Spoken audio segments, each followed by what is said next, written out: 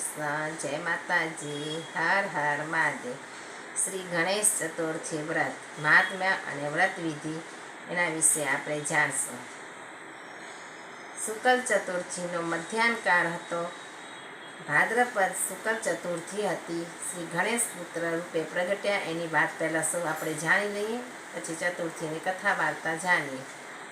ભાદ્રપદ શુક્લ ચતુર્થીનો મધ્યાહનકાળ હતો। એ દિવસે સોમવાર, સ્વાતિ નક્ષત્ર અને સિંહ લગ્નનો યોગ હતો। 5 શુભ ગ્રહ એકત્રિત સો પ્રચારથી પૂજન કરી અને એ જ સમયે અમિત મહાત્મ્ય કુંડલવલ સત્રભુજ ત્રિનયન ભગવાન ગણેશ પુત્ર રૂપે પ્રગટ થયા। ભાદ્રપદ શુક્લ ચતુર્થી ભગવાન ગણેશના પ્રાગટ્યની તિથિ હોવાથી વરદા ચતુર્થી તરીકે પ્રખ્યાત થઈ। આ દિવસે શ્રી ગણેશ મધ્યાહનકાળે પૂજા કરવાનું શ્રદ્ધાભાવથી ભક્તિ કરી એનું સ્મરણ ચિંતન નામ જપનું ઘણું મહાત્મ્ય છે। આ મંગલમય પુણ્યમય ચતુર્થી ફલદાપતિ તરીકે માનવામાં આવી છે। એટલે કોઈ પણ છે તે કૃષ્ણ પક્ષની ગણેશ ચતુર્થીનું વ્રત કરવું જોઈએ। સ્વયં બ્રહ્માજીએ એના અમિત મહિમા વિશે કહ્યું છે કે આ ચતુર્થી વ્રતનું નિરૂપણ મહાત્મ્ય સંપૂર્ણ રીતે વર્ણવવું શક્ય નથી, તેમ છતાં આપણે થોડું ઘણું કહીએ। શ્રી જય ગણેશ ચતુર્થી વ્રત મહાત્મ્ય અને વ્રત વિધિ। શિવપુરાણ પ્રચંડ કથા અનુસાર શ્વેતકલ્પમાં ભગવાન શિવે જ્યારે પોતાના પ્રચંડ ત્રિશૂળથી દ્વારપાળ પાર્વતી નંદનનું મસ્તક છેદ્યું ત્યારે જગદંબા પાર્વતી અત્યંત દુઃખી થઈ ગયા અને ક્રોધિત થઈ અનેક શક્તિઓ ઉત્પન્ન કરી તે પ્રલય મચાવવા લાગ્યા। દેવોએ જગદંબાને પ્રસન્ન કરવા માટે ઘણા પ્રયત્ન કર્યા। ઉત્તર દિશામાંથી હાથીનું મસ્તક લાવી પાર્વતી પુત્રના ધડની સાથે જોડી દીધું અને એમને સજીવન કર્યા। પાર્વતીજી પ્રસન્ન થયા અને તેમણે લીલા સમેટી લીધી અને પ્રસન્ન થઈ ગયા।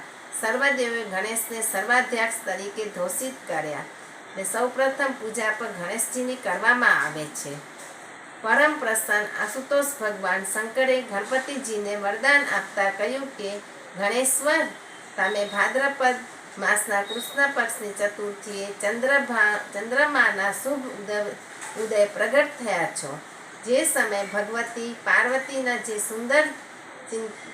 સુંદર ચિંતામાં તમારું રૂપ પ્રગટ થયું હતું ત્યારે રાત્રિનો પ્રથમ પ્રહર થઈ રહ્યો હતો, એટલે એ દિવસના આરંભથી તમારું ઉત્તમ વ્રત કરવું જોઈએ। આ વ્રત પરમ સૌભાગ્યવંતું અને સર્વ સિદ્ધિઓ આપનારું છે। આ ચતુર્થીનો વ્રતનો મહિમા અને વિધિ દર્શાવવા ભગવાન શિવે કહ્યું કે ગણેશ ચતુર્થીના દિવસે અત્યંત શ્રદ્ધા અને ભક્તિભાવથી ભગવાન ગણપતિજીનું પૂજન અને વ્રતકારી ઉપવાસ કરવો જોઈએ। જે લોકો વિવિધ પ્રકારે ભક્તિપૂર્વક શ્રી ગણેશજીની પૂજા કરશે એના વિઘ્નો નાશ થશે અને કાર્યની સિદ્ધિ થશે। ભગવાન ગણેશજીનું ચતુર્થી વ્રત સર્વના લોકોએ અને એમાંય સ્ત્રીઓએ તો આ વિશેષ કરવું જ જોઈએ। આ ચતુર્થી વ્રત કરનાર મનુષ્ય જે વસ્તુની કામના કરશે તે વસ્તુ નિશ્ચિત પ્રાપ્ત થઈ શકશે। એટલે દરેક મનુષ્ય મનની જે અભિલાષા હોય તે પૂર્ણ કરવા શ્રી ગજાનન ગણપતિનું પૂજન, વ્રત, દર્શન અવશ્ય કરવું જોઈએ।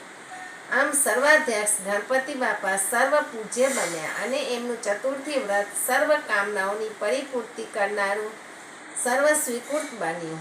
જય શ્રી ગણેશ નમઃ। જય શ્રી કૃષ્ણ, જય માતાજી, હર હર મહાદેવ। આજે આપણે ગણપતિ બાપાને 21 પત્ર અર્પણ કેવી રીતે કરવા એની પૂજા વિશે જાણશું અને એના નામ પણ 21 જાણશું। શ્રી ગણેશ ચતુર્થી વ્રત કરનારની સર્વ મનોકામના પૂર્ણ થાય છે, સર્વ સંકટો દૂર થાય છે। ભગવાન ગણપતિની કૃપાથી પરમાર્થની સિદ્ધિ પ્રાપ્ત થાય છે। શક્ય હોય તો પ્રત્યેક માસની બંને ચતુર્થીઓનું વ્રત કરવું જ જોઈએ। એમ ન થાય તો ભાદ્રપદની કૃષ્ણ ચતુર્થી એટલે બહુલા કાર્તિક ચતુર્થી અથવા કરવા અને માઘ કૃષ્ણ ચતુર્થી તિલકાનું વ્રત તો અવશ્ય કરવું જોઈએ। જો ચતુર્થી રવિવારે અથવા મંગળવારે આવે તો એનું અનંત મહાત્મ્ય છે। આમ વિધિ સહિત એક ચતુર્થીનું વ્રત કરવાથી વર્ષભરની ચતુર્થીના વ્રતોનું ફળ પ્રાપ્ત થાય છે. ભાદ્રપદ શુક્લ ચતુર્થીએ સિદ્ધિવિનાયક વ્રતનું પાલન કરવું. આ દિવસે ભગવાન ગણેશ મધ્યાહ્નમાં પ્રગટ થયા હતા, એટલે મધ્યાહ્ન વ્યાપીની ચતુર્થી લેવામાં આવે છે. આ દિવસે સિદ્ધિવિનાયકનું એકાગ્ર ચિત્તે ધ્યાન ધરવું. પછી શ્રદ્ધાપૂર્વક શ્રી ગણેશના 21 નામ બોલી આ મુજબ 21 પત્ર સમર્પિત કરવું અને અર્પણ કરતા બોલવું.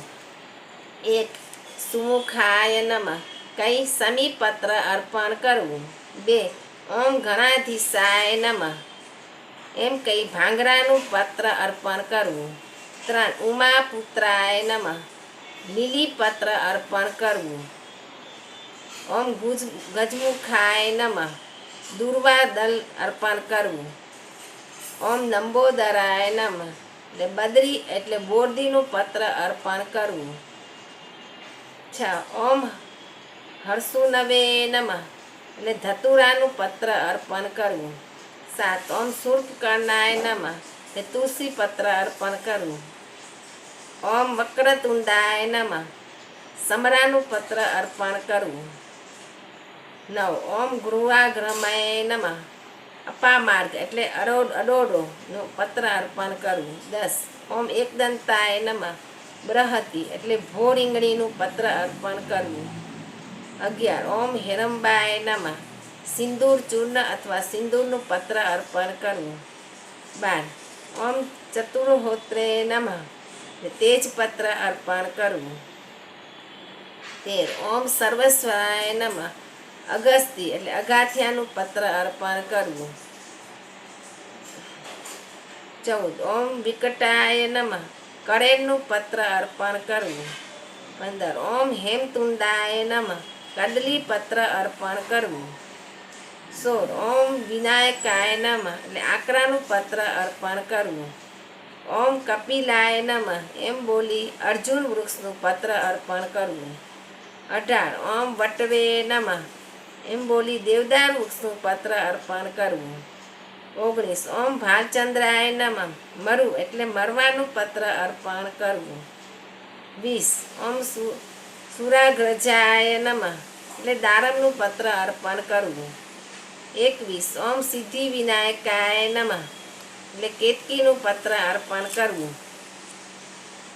આમ ભગવાન ગણેશના 21 નામ બોલી 21 પત્ર અલગ અલગ બોલી પત્ર અર્પણ કરવાથી શ્રી ગણેશજી અત્યંત પ્રસન્ન થાય છે.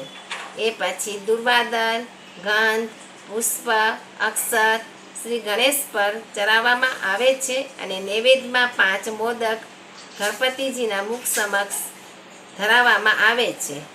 એમ કરી પ્રાર્થના કરવી. વિધિ સહિત એમનું વિસર્જન કરવું. સાધુ બ્રાહ્મણોને દક્ષિણા આપી આ વ્રત કરવાથી અલૌકિક સુખ પ્રાપ્ત થાય છે. આ તિથિએ રાત્રે ચંદ્ર દર્શનનો પણ નિષેધ છે. એ ભાદ્રપદની ચોથના દિવસે નિષેધ છે. જેઓ ચંદ્ર દર્શન કરે છે તેઓ મિથ્યા કલંકને પાત્ર બને છે. અજાણતા પણ ચંદ્ર દર્શન થાય તો શ્રીમદ ભાગવતના 10મા સ્કંદનું 57મા અધ્યાયનો પાઠ કરવાથી અથવા એ અધ્યાય સાંભળવાથી મિથ્યા અપવાદનું નિવારણ થાય છે.